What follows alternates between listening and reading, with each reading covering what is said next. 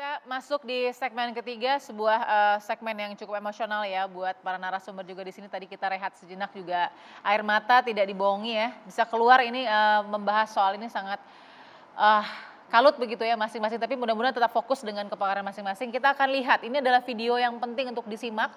Karena Mbak Popi juga akan menilai sebagai pakar mikroekspresi kemunculan pertama kali Ibu Putri ya, Ibu PC ya, ke publik tepatnya di Makobrimob. Silahkan. Itu aja teman-teman, saya terima kasih banyak atas kehadirannya. Semoga kita diberikan kekuatan dalam menghadapi masalah ini. Demikian. Ibu PC, ada yang mau disampaikan?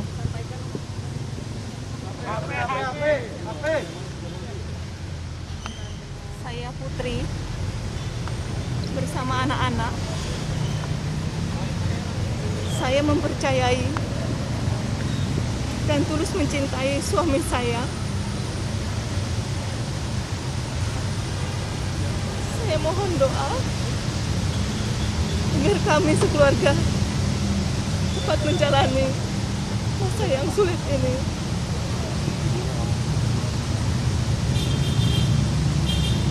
Dan saya ikhlas memaafkan segala perbuatan yang kami dan keluarga alami. Cukup ya teman-temannya. Terima kasih ya. Mohon maaf ya. Cukup ya. Oke, so itu adalah video Ibu Putri 29 atau 30 hari pasca kematian dari Brigadir Joshua kalau tidak salah ya, 7 Agustus. Karena kejadiannya adalah 8 Juli 2022. Oke, saya langsung ke Mbak Popi. Mbak Popi apa yang dilihat dari situ? Yang dilihat pada saat bicara saya ngambil dari YouTube-nya TV One, 0056 saya Putri, pada saat bicara saya Putri, itu tatapan matanya kalau kita close up ya, kita close up. Kita mungkin akan coba sambil tayangkan ya Mbak Popi ya, kita sambil tayangkan juga. Ditayangkan tapi di freeze, di 0056, itu kalau di freeze dan di close up ke matanya, tatapan matanya itu tidak fokus. Ya, kalau diperbesar, tatapan matanya tidak fokus. Oke. Ya, kalau di zoom tuh tidak fokus, artinya ada gambaran adanya kesedihan. Oke, ada kesedihan. Ada kesedihan. Oke. Kesedihan ini muncul pada saat mengucapkan saya Putri. Oke. Which means apa? Artinya apa? Nah, itu perlu digali lebih dalam. Oke. Karena kan ini masih mengumpulkan kolek data ya. Kemudian kita lihat lagi bersama anak-anak, itu matanya masih menerawang juga. Nah, yang belum ada perubahan, saya mempercayai itu juga masih terlihat sedih dan fokusnya. Jadi kalau kita fokus, kita natap eye contact-nya, pupilnya kan ngelihat. Kalau ini hilang, kalau diperhatikan ya, itu di 1 menit 2 detik. Kemudian saya mencintai suami saya dengan tulus, itu masih hilang, cuman ada sedikit pergerakan di kening. Tapi ada kata saya mempercayai kalau tidak salah. Ya, saya tulus mencintai suami saya. Oke. Ada sedikit perubahan di keningnya, sedikit sekali perubahan itu. Artinya apa Mbak Popi? Kecenderungan ya, ada kecenderungan itu. Apa ada konflik atau ada apa? Agak sedikit takut ya. Agak sedikit takut? Ya. Ada kecenderungan ketakutan? Ada sedikit ketakutan karena ini analisa mikroekspresi. Karena perubahan itu detik kan gitu kan. Nah itu ada krenyit sedikit gitu loh dari wajah yang sebelumnya. Saya mohon doa, pada saat mohon doa mata pupilnya lebih kecil daripada sebelumnya. Oke, ini sebentar kelihatan Mbak Popi tadi mengkernyitkan ada kecenderungan ketakutan pada saat mengatakan saya mencintai. Iya, tapi pada saat bicara mengenai saya mohon doa, itu matanya lebih disipitkan, pupil mata, kelopak matanya lebih mengecil dari sebelumnya. Dan menunduk ya? Enggak, posisinya enggak menunduk, tetap masih menatap. Oke. Saya mohon doa, mengecil. Bukan hanya sekedar sedih, tapi ada sakit. Kayak painful. Oke. Ya. Oke. Kemudian di 1:15 detik doa kami sekeluarga itu hampir menutup matanya. Nih kalau kita lihat. Doa kami sekeluarga, oke. Itu menutup total, menutup mata. Total. Doa kami sekeluarga seperti Eh, Berkonsentrasi atau menutup seperti apa? mata itu bisa karena asumsi, ini masih asumsi ya, bisa karena cahaya, bisa karena nggak sanggup melihat kenyataan yang ada, bisa karena eh, berbagai macam faktor. Tapi yang jelas orang menutup mata itu untuk menghentikan data tidak tersampaikan kepada otak. Jadi Oke, memfreeze-kan gitu loh. oke, Nah, oke. untuk memfreeze-kan itu kenapa tinggal kita gali. Kenapa bicara mengenai doa kami sekeluarga menutup mungkin Baik, ada painful yang Sakitan? dirasakan Ya. itu, tapi tidak bisa keluar Ada tadi. rasa sakit, rasa takut, Ya, begitu itu. ya? Oke. Nah, pada saat bicara mengenai kuat menjalani, itu terlihat ekspresinya kalau dilihat ada mengerenyit lagi. Jadi kalau mengerenyit itu kayak gini. Oke, Jadi ada garis di situ sedikit garis dan matanya tutupnya masih masih kelihatan dikit. oke, Nah, ini menggambarkan ada rasa sakit lagi, oke. ada rasa fear, Ya. takut. Kemudian pada masa yang sulit ini sedikit menunduk. Sedikit menunduk itu bisa jadi karena sedih, bisa jadi karena malu. Hmm, Oke. Masa yang Malu. sulit ini berarti dominan emosi yang muncul adalah kurang lebih seperti itu. Malu, Nah, sakit, malu, takut. sakit. Nah, ini malu ini perlu digali. Malu dan sedih perlu digali. Ya. Sedih bisa dipahamin ya, karena kondisinya kan keluarganya tidak dalam kondisi baik-baik saja gitu Oke. kan. Kalau tadi malu ini yang perlu digali, kenapa malu? Apa yang membuat malu Oke. dalam masa yang sulit ini? Dominan perasaannya adalah malu. Oke, Mbak Popi, dengan analisa tadi ada rasa takut, rasa sakit, dan rasa malu. Mungkinkah ini yang membuat seseorang tidak bisa mengeluarkan sebuah ungkapan bela sungkawa?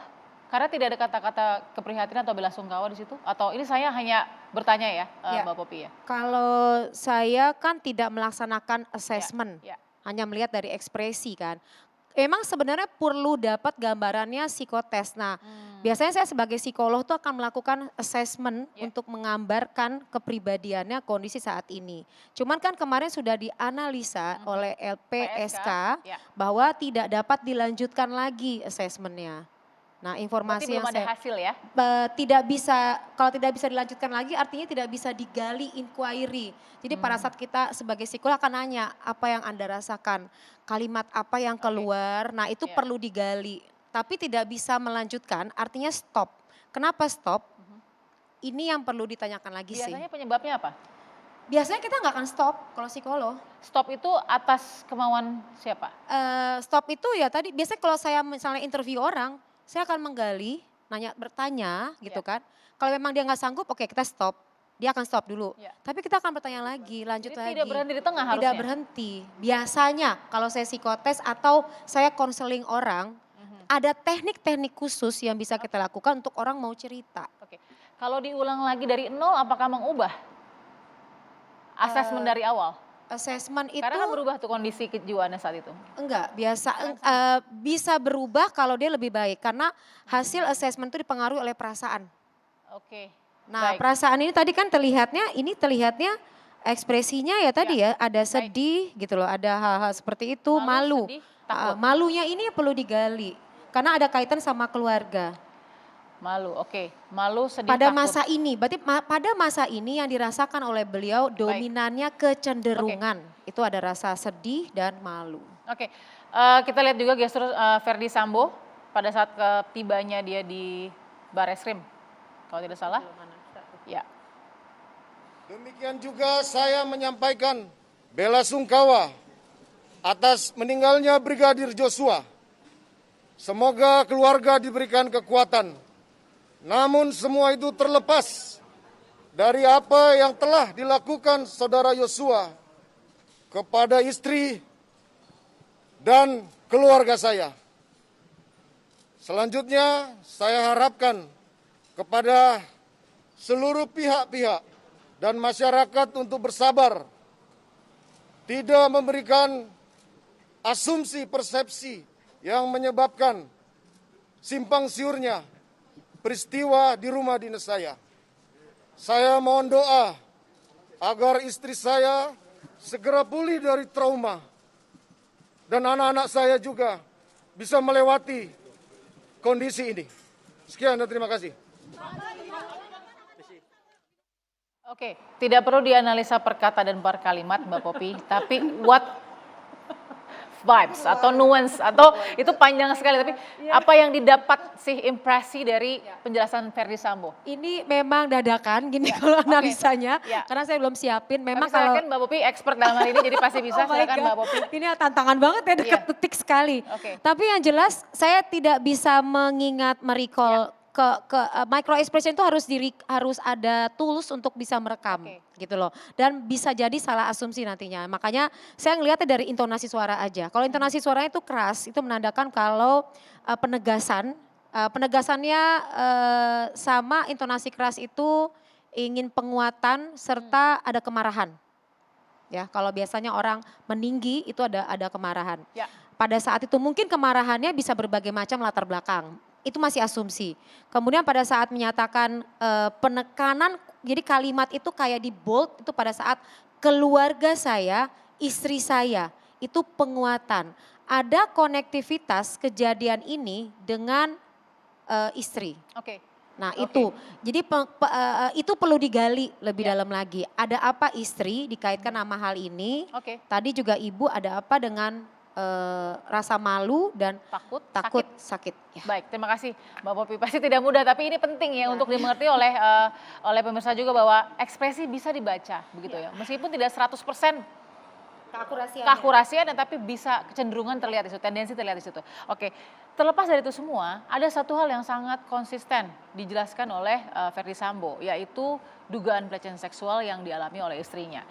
Saya sudah berapa hari Jumat gitu ya bersama dengan Ibu Sri Suari membahas soal kejahatan seksual, kekerasan seksual, mendengungkan undang-undang TPKS. Nah, apa yang terjadi dengan konsistensi dugaan pelecehan seksual di kasus ini, Ibu Sri, silakan.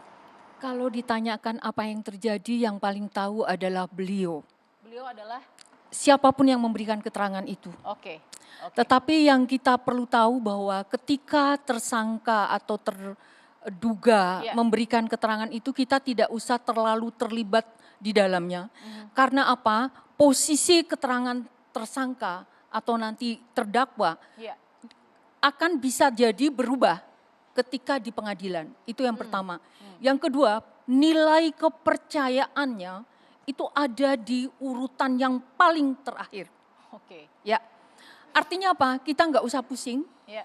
Nanti akan ada satu forum lagi untuk melakukan verifikasi, validasi sejauh apa kebenaran keterangan ini, sejauh apa kesesuaian semua kejadian. Oke. Di sana biarkanlah otoritas hakim yang atas nama Sang Pencipta untuk menilai itu. Oke, kita akan sambung perempuan bicara. Saya masih ada pertanyaan ke Mbak Irma nih soal bagaimana aktivis melihat dan mengharapkan apa yang dilakukan oleh seorang ibu PC ya. Sesaat lagi di perempuan bicara.